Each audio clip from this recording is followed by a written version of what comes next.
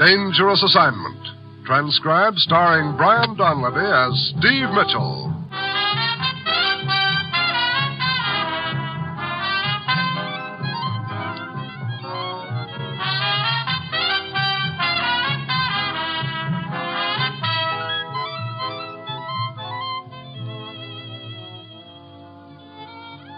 Yeah, danger is my assignment. I get sent to a lot of places I can't even pronounce. They all spell the same thing, though, trouble. But when I walk into the commissioner's office, I don't realize this assignment's going to prove that sometimes the best way to win a fight is to get knocked flat on your back.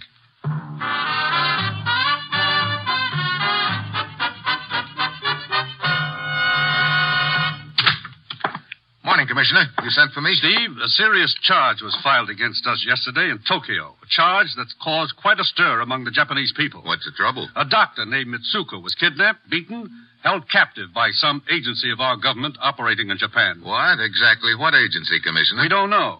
Dr. Mitsuko is unable to identify the office allegedly involved.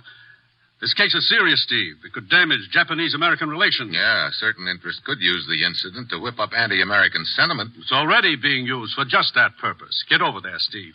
Find out who's behind all this. Set this thing straight into it fast. Well, that's it. You got your assignment. Good luck.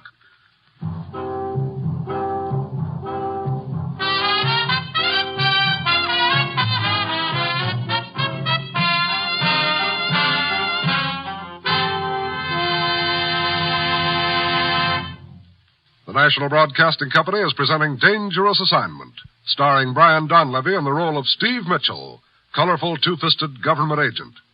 At all those places of the world where danger and intrigue walk hand in hand, there you will find Steve Mitchell on another dangerous assignment. Sure, I've got my assignment. Get over to Japan and find out if a U.S. government agency was actually involved in the kidnapping of a certain Dr. Mitsuko. If not, find out who rigged it. The incident contains enough potential dynamite to damage seriously the relations between the two governments, and it's got to be cleared up, but fast. It's early Friday evening when my plane lands in Tokyo. I check first with Major Conlon of U.S. Intelligence, and a half hour later I arrive at Dr. Mitsuko's house in the suburbs. I follow a servant into the study and find the doctor isn't alone. Sitting close and balancing a large camera on his knee is a member of the local press. Come in, Mr. Mitchell. Come in. Good evening, Doctor. Permit me to introduce Mr. Tanaji. Hi, Mitch. I'm with the Yokohama Press. Got a good side? Oh, what? Your face, man. Right side or left side? I want to snap a photo. Oh, well, I've been told the back of my head is my best side. Oh, man, you're kidding. How about from this angle, huh? Look, Mr. Tanaji. Call me Jackie. Okay, Jackie, let's skip the picture, huh? Skip it, he says. Man, I got to get your fizz or my chief will blow his rocker. He'll flip his dolly. He'll be... Down, boy, down. Dr. Mitsuko, I have some important business to discuss. Oh, feel free. I already know the whole story. Yeah, so does everybody else in Tokyo, it seems. Please, do be seated, Mr. Mitchell. Thanks, Doctor. I'll start the ball rolling. It's Wednesday evening. Tokyo has settled down for the night. A car slides up to the curb and two sinister figures get out. Down, Jackie, down. Oh, sorry, just filling in the color. Dr. Mitsuko. As Mr. Tanaji has said, it was last Wednesday evening. I was working late in my study here when the doorbell rang. I answered it. There were two men. Both American? One was American. He was dressed in uniform of your military. And the other man? Japanese. He was introduced to me as interpreter. They said they wished to ask me some questions, so I invited them in. What sort of questions did they ask you, Doctor? About my past, my family, political beliefs. Then the American said I was to accompany them to headquarters. But he didn't mention whose headquarters. No. As I had nothing to fear, nothing to hide, I was quite willing to go with them. There was a car waiting outside, an official car of your government, Mr. Mitchell. As I was about to step inside, I was struck on the head. When I regained consciousness, I was being carried into a house. How long were you unconscious? 10 minutes, approximately. Go on, Doctor. I was led to a room in the cellar of the house and again questioned. They demand I tell them what I knew of the Blue Cord. The Blue Cord? Yeah, secret society, Mitch. Political club, not so nice. I had never heard of this Blue Cord. I told them that, but they would not believe me. They beat me. I see. How long did they keep you there? 3 days. I was released after money was paid. Money? Gets real interesting, doesn't it, Mitch? On the second day, the American told me he could arrange for my release, but a sum of money would have to be paid. $5,000. How was this money paid out? A note was sent to my family. The money was left in a package under the Sujito Bridge. About this house where you were kept prisoner, would you recognize it? Only what I saw within the house.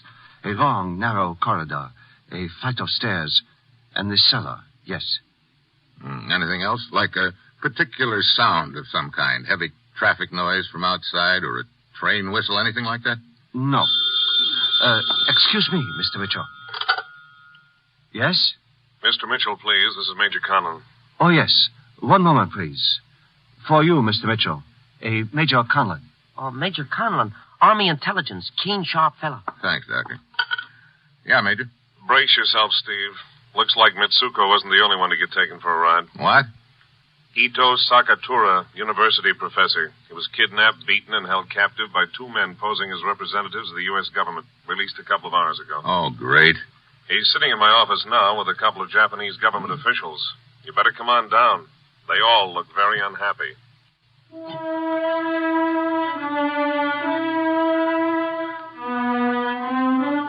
Ito Sakatura's story is pretty much the same as Dr. Mitsuko's. Kidnapped victim number 2 was picked up by the same two gents, taken away blindfolded in the same car to the same house, and asked the same questions. Sakatura, however, was not held captive in the cellar, but in an attic room, and that, as it turns out, makes a big difference. You're certain of the sound you heard, Mr. Sakatura? That they didn't come from within the house? Yes, Major Conlon, I am certain. A pounding noise like someone striking metal with a hammer, huh? That is correct. And then there was the odor of paint. Unmistakable, Mr. Mitchell. That, too, seemed to come from outside the house. Hammering on metal, odor of paint. What does that mean to you, Major? Offhand, I'd say paint shop. The automotive kind, maybe. Yeah, Mr. Sakatura, Yes? how long a ride was it from the time you were picked up till you reached the house?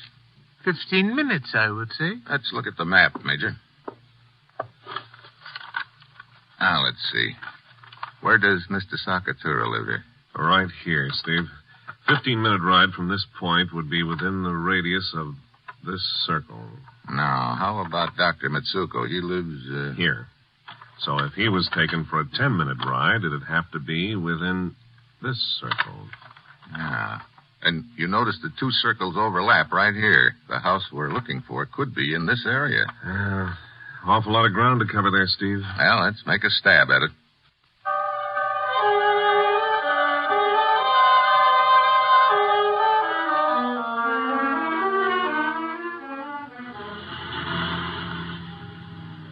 A quarter of an hour later, the Major and I arrive at the center of the area marked off on our map. We cruise around block after block, working toward the outer rim of the area, and the only thing that comes anywhere near what we're looking for is a garage on a quiet side street. Next to the garage is a large two-story house. I go up and ring the bell.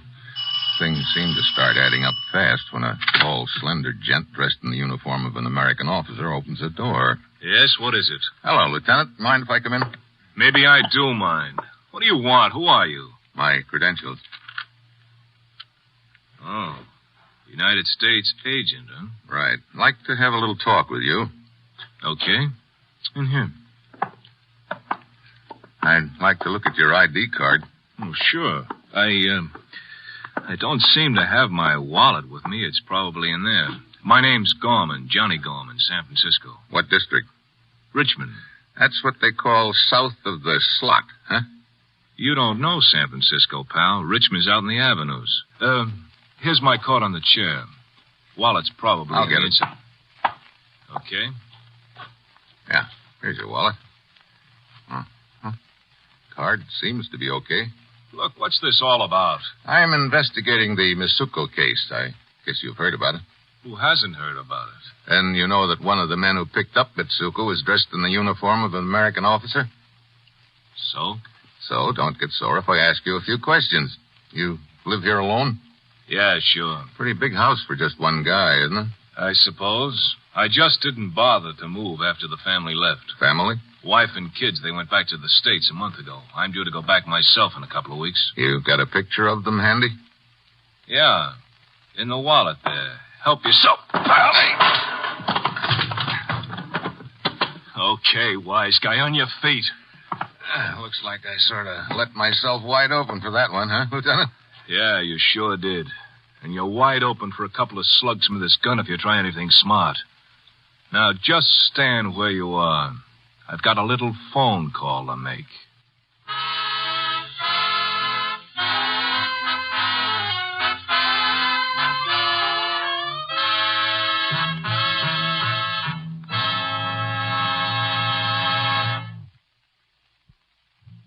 Steve Mitchell will continue his dangerous assignment in just a moment.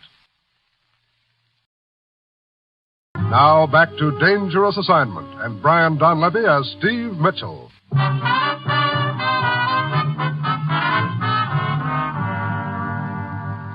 Hey, look, Gorman. Just stand real still while I'm making this call. So, you're my boy, Lieutenant, huh? Right now, I'd say you were mine. Hello. Let me speak to Major Conlon. Conlon, wait a minute. Shut up. What's that? Oh, he's not in. Look, I've got a guy here who might tie into this kidnapping deal. Oh, fine. Name's Mitchell, posing as a government agent. He said... What? Are you sure? Well, describe him. Yeah, it checks. Sorry. Well, looks like I owe you an apology, Mitchell. They told me at headquarters you're legit. I guess this Mitsuko incident has made us all jumpy. He was grabbed by a guy posing as one of your representatives, and when you showed up, I guess I figured that... Sure, no harm done, Lieutenant. But if you want to talk to Major Conlon, why don't you just turn around? Hey. Hello, Gorman.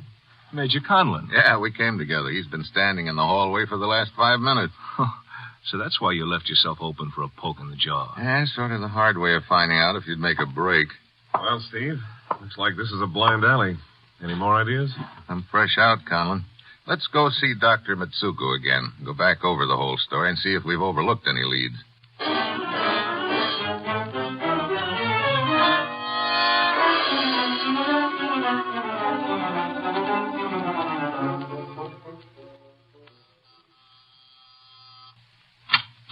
Yes?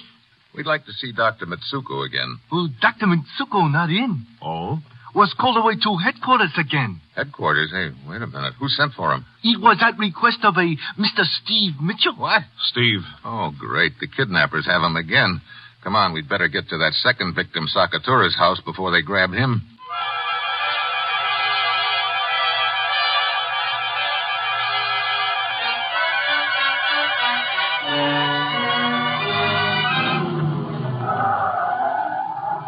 Here's his house. Lights on. Yeah. Maybe everything's okay. It better be.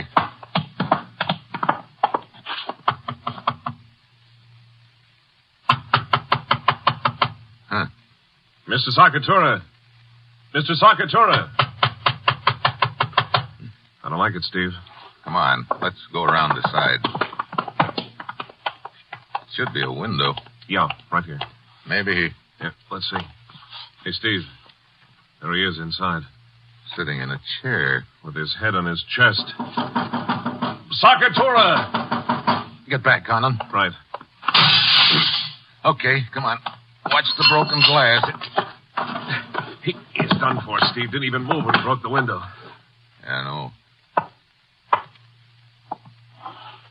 There's no mark on him, though. I'll raise up his head, maybe. Oh. Hey. He's alive. One moment, please. Turn the volume up on my hearing aid. Hearing it? Oh, fine. No wonder he didn't hear us. Well, that's a relief. I was having a slight nap, and the window is all broken. Yeah, it sure is. Come on, Mr. Sakatura. We want to put you in a safe place for the time being.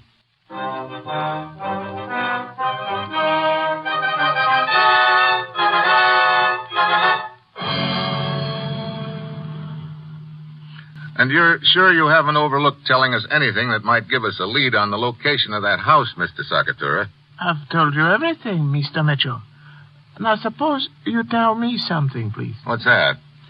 Who is to pay for my broken window? Don't worry about that, Mr. Sakatura. New window will stop Sakatura's worries fast. We'll take care of it. Steve, the only thing we've got to go on is that hammering noise and the smell of paint. But so far, that's given us nothing. Yeah, we must be wrong about it being an auto paint shop. Yeah, but the hammering on metal, the smell, sound of cars. I know, but I figure the guys running this deal would be too smart to set up a shop near a place that could be traced that easily. So? So maybe the noise and the smell of paint were only a temporary thing, something that started after the kidnappers picked their headquarters. Some kind of construction job, maybe? Yeah, either that or a remodeling job. Look, suppose you let me out here. Where are you going? I'll grab a cab and get over to the area, start combing it again. After you drop Mr. Sakatura at headquarters, you can join me. Right. We've got to work fast. If they've got Dr. Mitsuko again, it'll be a race to get to him alive. That's one race I don't want to see end in a dead heat.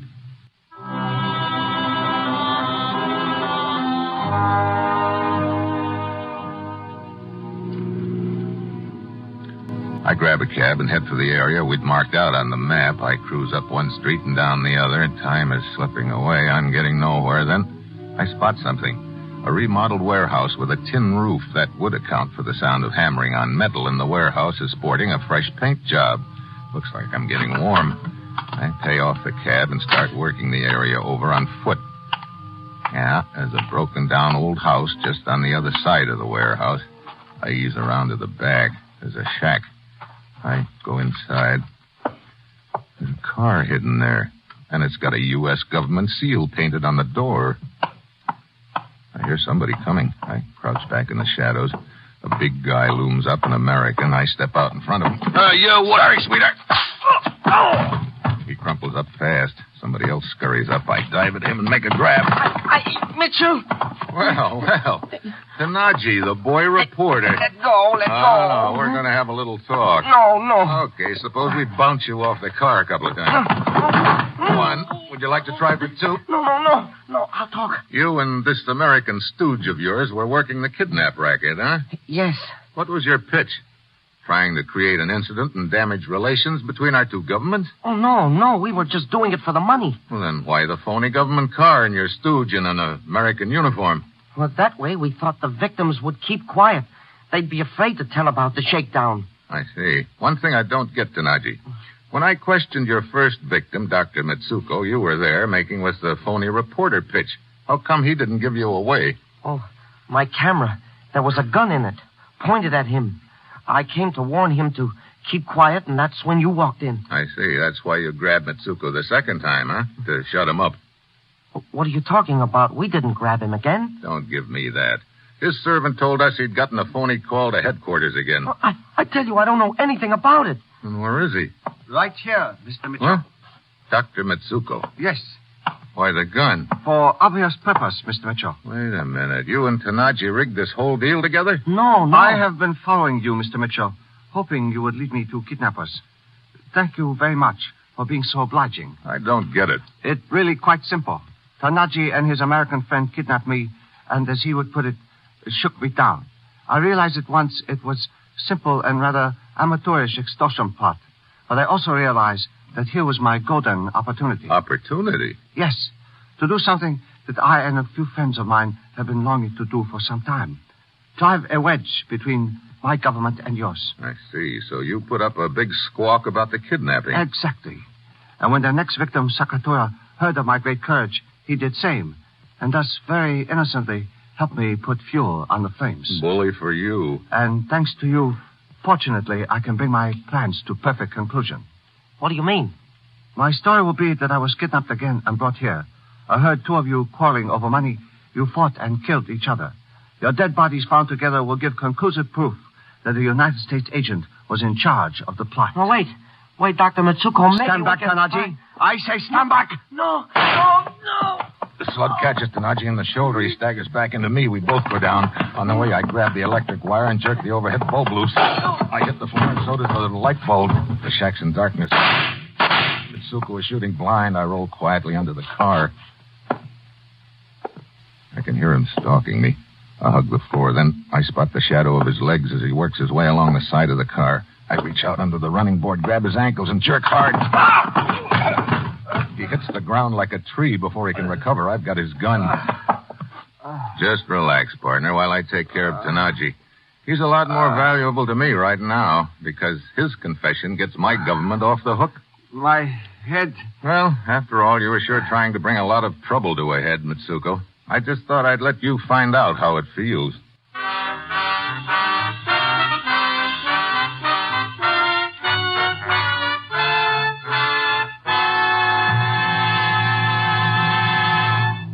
Our star, Brian Donlevy, will return in just a moment. Next week, the Riviera. I make like a jewel thief. And that will be Steve Mitchell's dangerous assignment next week.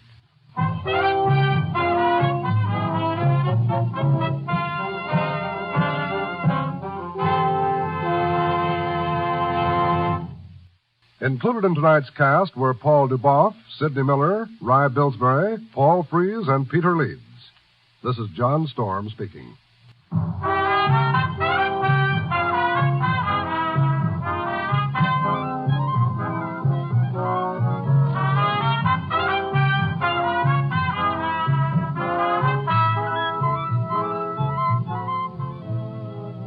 Dangerous Assignment, starring Brian Donlevy as Steve Mitchell, with Herb Butterfield as the commissioner, is written by Bob Reif and Adrian John Doe, and is directed by Bill Karn.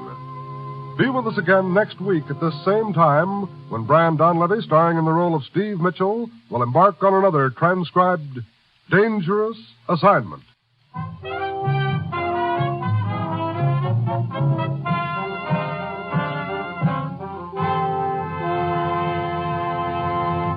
This is NBC, the national broadcasting company.